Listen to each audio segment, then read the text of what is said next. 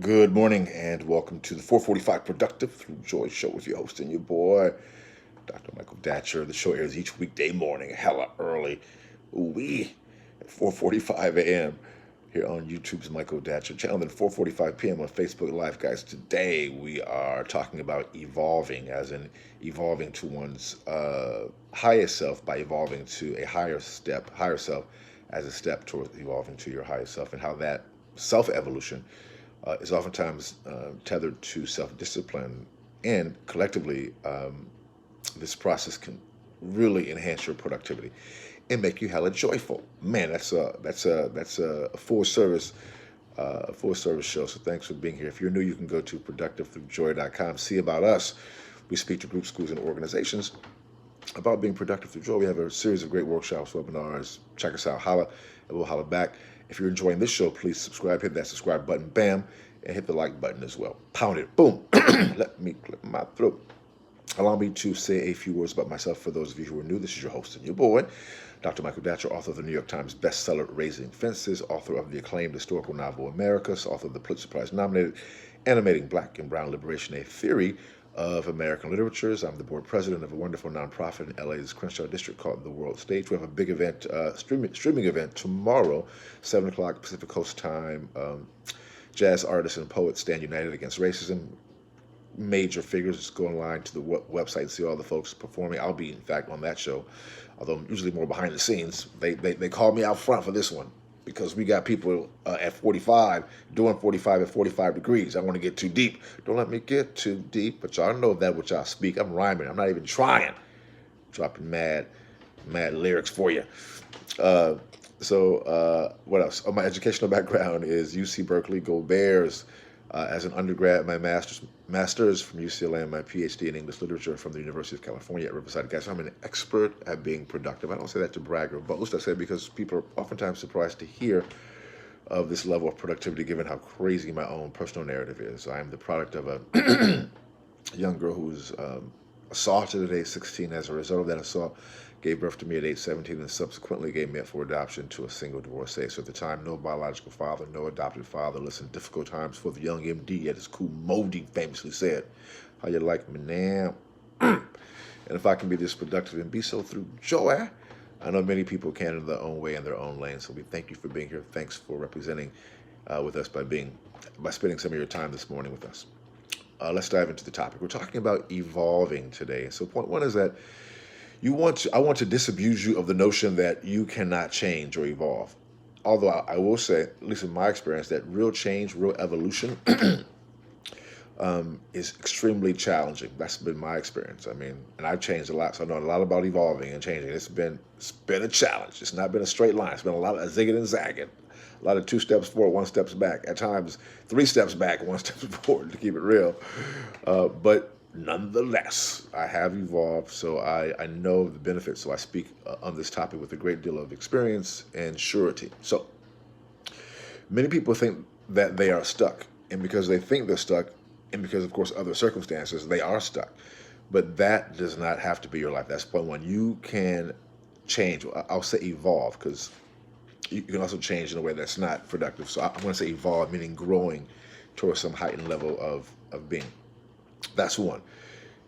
Well, how do you get to that space? Well, of belief, because that's kind of where it starts. You have to kind of believe you can actually change. Because at times the circumstances, oh my God, around us, like now in the country, it's so. These last 4 years, if you're a person of color, if you're black, let me talk about black people for a second. If you're black, uh, these 4 years have been a nightmare for black people, with a racist person in the highest office in the land who's putting into power, like people like Stephen Miller, just over his administration. Stephen Miller, out well known racist. Uh, Steve Bannon, all the Steves. Uh, these cats who used to work for Nixon, these just really racist, crazy fools. And the outgrowth of all this has been, of course, the white supremacist uh, siege on the Capitol this past week. It's really depressing. I pay taxes too. You got cats in the White House bringing Confederate flags. I mean, the Capitol. It's extraordinary. Anyway, I don't want to get too off into that topic, but if you're black, you know what I'm talking about. But really, many people have suffered. And so at times the circumstances seem like, man, things are rough. COVID, where Black people are being impacted. We are contracting and dying of the disease at a much higher rate than other populations. I mean, it's very tough for Black folks right now, right? So I know what it's like to be like, man, how can I change when I'm just trying to like not die? What you can do is where you are, like Booker T. Washington said. I don't agree with all that he had to say, clearly, but that was a good point. Like, start where you are, drop your bucket where you are, right? And metaphorically, meaning drop your bucket, start working where you are.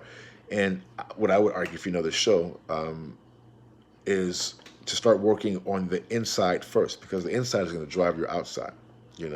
What does that look like? Start developing what we call spiritual practice. People call it energetic practices, just like habits, or what we call them rituals that can help you just get strong from the inside out, that can motivate you. As we know, at times, I felt this many times. 2 days ago, yesterday, the alarm went off and I just could not get out of bed. I was like, ooh, I don't know if I'm dealing with all the things I got to deal with today. Oh my goodness. And many of us go through that process, so I get that as well. But it's building the internal infrastructure through meditation and yoga. These are just certain ideas. Starting a ritual, taking a walk for 5 minutes in the morning, or sitting in your closet if it's cold outside for 5 minutes, meditating on what you'd like to be.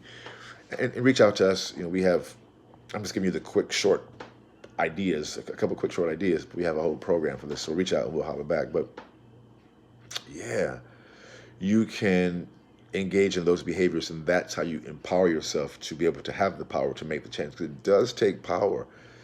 Maybe for some people, change is easier. I mean, I'm sure those people exist. For me, it's been a challenge. I mean, it's a journey, but because I face extraordinary obstacles as well. And I've also had some self-inflicted wounds, to keep it real, So a lot of it's on me too. But anyway, which goes into point 3.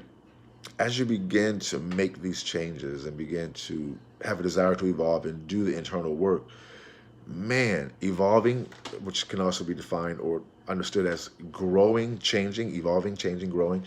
You're going to be able to be more resourced, meaning you're going to be able to have more skill sets to do what needs to be done, because evolving means you're changing, growing, you're getting better. You have more ability to get things done and use your resources to handle business that can accrue to you more wealth, abundance, joy.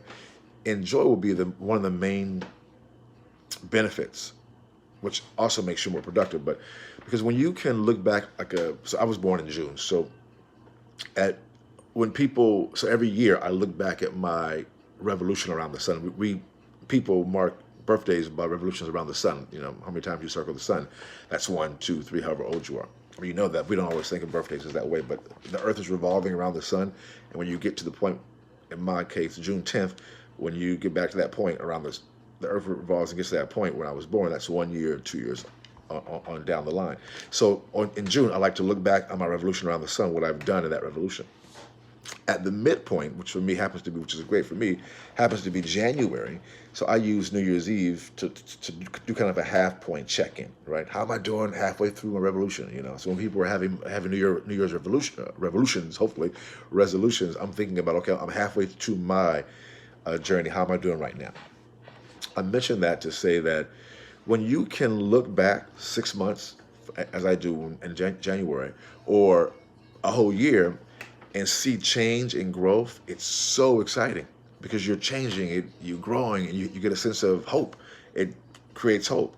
And I can't overstate that, because, when times are bad, listen, I've been through a lot of challenging times. I know about hard times. Before Run DMC made that song, I knew about hard times. So when you're going through hard times, in particular, when you can look back at the preceding year and see how you've changed, evolved, grown, it's super encouraging. You think to yourself, well, what else? How else can I grow and change and evolve? And it's so powerful.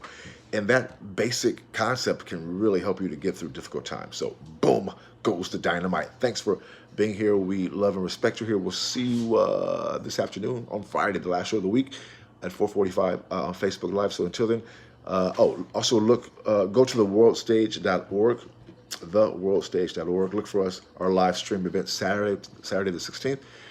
Dwight Trimble, great jazz artist. A lot of people. performing that day. V. Kali. It's going to be bananas. Look for us. We going to be there. So thanks for being with us, guys. We love and respect you. Elias Cerna. I mean, we got a bomb crew of artists, jazz artists and poets representing. So thanks for being here. We'll see you all soon. Until then, let's talk about it and be about it. Deuces, I'm out.